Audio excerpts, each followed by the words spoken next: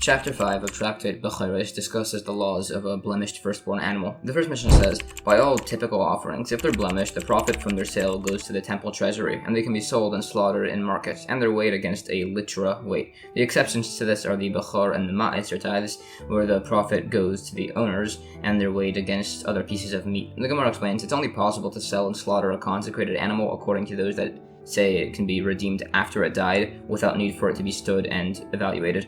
Those that say the evaluation is necessary, they say the Mishnah refers to the animal after it's been redeemed, as the redemption value increases, as the owner knows he can sell it for a higher price. We then said the Bechor and Ma'aser have their profit go to the owners. Both of these could viably be sold in stores, but as for a household sale, that typically can't be sold from one's house, so it would only be allowed to sell a blemished Ma'aser animal that belonged to an orphan to prevent him from having a loss, as that's just an established leniency.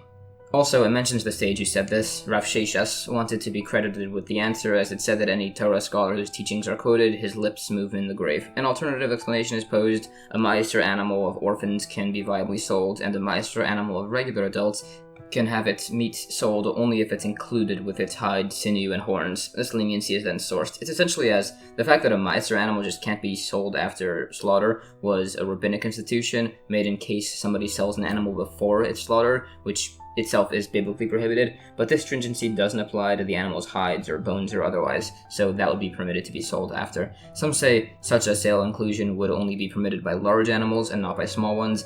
Others say they debate by the practice of the locale, essentially as to whether they make tools out of the bones. Anyways, it further sources the fact that a Ma'aser animal cannot be sold. A number of these are quoted and spoken on. New Mishnah. Beis Shammai says only a Kohen can eat a blemished Bechor firstborn animal, while Beis Hillel says that anybody could do so, even a non-Jewish person. The Gemara sources these opinions.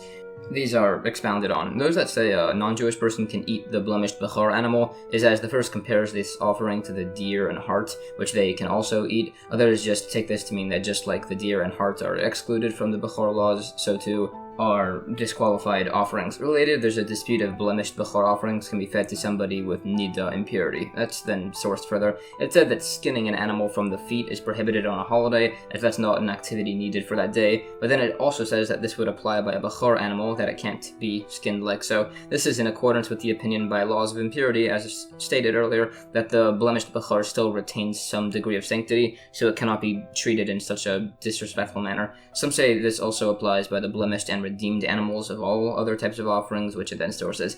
Skinning the animal in such a manner would not even be allowed to benefit the temple treasury, as it decreases the value of the meat. Some say skinning blemished offerings from the feet is prohibited as long as it looks like somebody's doing work with this offering. Others say the issue is that the animal would be kept alive and a flock could be raised from these animals. New Mishnah. If a Bechor firstborn animal had a blood congestion, Rabbi Yehuda says, even if it'll die because of this, letting blood and causing a blemish would be forbidden. The sages say it's allowed, as long as you don't make a blemish, and if a blemish is made, it cannot be slaughtered because of this. Rabbi Shimon says bloodletting and causing a blemish here would just be permitted. The Gemara says, this whole conversation is very similar to a principle of a teruma tithe cask of wine that became questionably impure. Some say it should be concealed uncovered, others say it could be exposed and uncovered, even though that will definitely make it impure, and others say that just nothing should be done with it. It then tries to link these three opinions' logic with the three opinions in our Mishnah. Possibly the entirety of both discussions on the Bechor tithe and on impurity revolve around the interpretation of certain verses, which are then discussed, although in the end it says we hold in accordance with the opinion that a blemish formed by bloodletting makes the animal fit for slaughter, according to Rabbi Shimon. New Mishnah. If somebody splits the ear of a Bechor firstborn, causing a blemish, according to Rabbi Eliezer, it's no longer capable of having a blemish. According to the sages, if another blemish develops on it, it could then be slaughtered and eaten. The Gemara says, Rabbi Eliezer here says a blemish permanently invalidates an animal as it's a possession, but by a person's own body, by a leprosy blemish for example, he can't become permanently impure. This is additionally described along with some unresolved questions that are asked. Now, if somebody cuts his firstborn animal's ear and his son inherits it, it's compared to the sabbatical year field, where if a father impermissibly fertilized his field during the sabbatical year and then died, the son could still sow it the year afterwards, so we see the penalty does not extend to the son. Similarly, if somebody contaminated somebody's pure food with impurity and then died, the son isn't held responsible to have to repay for his father's actions. New Mishnah. There was a very specific case. Some Roman officials saw a very old ram, so they figured it must have been a leftover Bechor tithe, so they gave it a blemish by cutting its ears so that way it could be slaughtered. The sages said the animal was permitted. So hearing this, the Romans went and slit the ears of many other Bechoros, but those were then ruled to be prohibited. Similarly, some children were playing and they tied a bunch of lamb's tails together, and one lamb's tail was torn and was found to be a Bechor. The sages ruled it was permissible to then be slaughtered, as it had a blemish, so the children went and started tying together other sheep tails to cause blemishes, and the sages ruled those to be prohibited. Essentially, this is as the general rule, is that if a blemish is caused on purpose, the animal is prohibited, and if it's caused on accident, it makes the animal permissible. The Gemara says it quoted both cases. They show that this applies by a non-Jewish man who could become accustomed to such an action, and it applies by a minor Jewish boy, as they won't get confused with an adult. Some say if a non-Jewish person causes the animal's blemish, it's permissible so long as a Jewish man said it cannot be slaughtered unless it has a blemish. But if he said it can only be slaughtered if a blemish is made in it, that's prohibited. Others say there's just no difference between these two cases. The final clause, which stated the general rule is to prohibit an intentional blemish that's caused indirectly, and it's to permit a blemish caused by a non-Jewish man if the concept was just mentioned casually to him. New Mishnah. If a Bechor firstborn was chasing somebody and they kicked it and caused a blemish, the animal could be slaughtered because of this. The Gemara clarifies this only applies if he kicked the animal as he was actually being chased. If it was afterwards, even if it was done out of distress, it's prohibited. Some say by an animal fetus with a kid, it's allowed to make a blemish on its ear while it's in the actual birth canal, and a blemish can be made on the lip, or possibly also on the ear. Related to this, it said if an animal has a blemish in its mouth, if it's visible when the animal opens its mouth to cry out, that's a viable blemish, which is just us preemptively explaining a Mishnah that I'll be quoted later on page 39a in the next chapter. New Mishnah.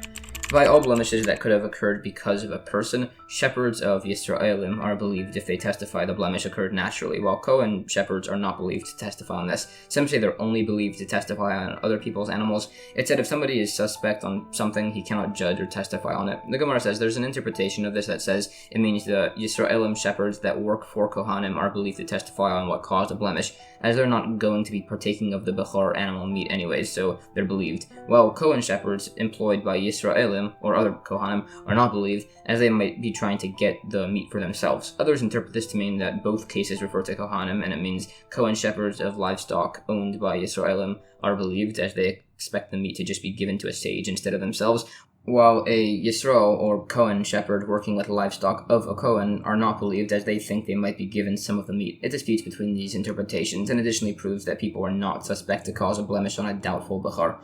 On witnesses, it said a female witness is accepted to testify on a Bechor's blemish, as would be a witness who's just repeating testimony from another different witness. Also, it said if an animal wasn't even established as a firstborn, and then the Cohen owner says it was a firstborn, but it was blemished naturally, he's believed, as his statement is the only source that it would be impermissible in the first place.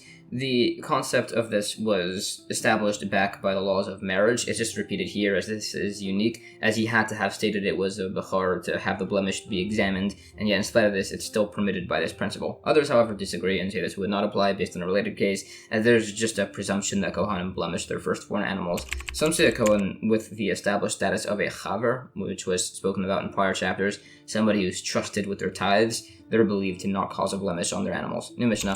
A Kohen is believed to say that he showed his firstborn animal to a sage who ruled it to be blemished. The Gemara says the Kohen is believed if he told the sage that somebody specific blemished the animal, as that could very easily just be disproven by asking the man. That's further confirmed, and it relates incidents on this. New Mishnah.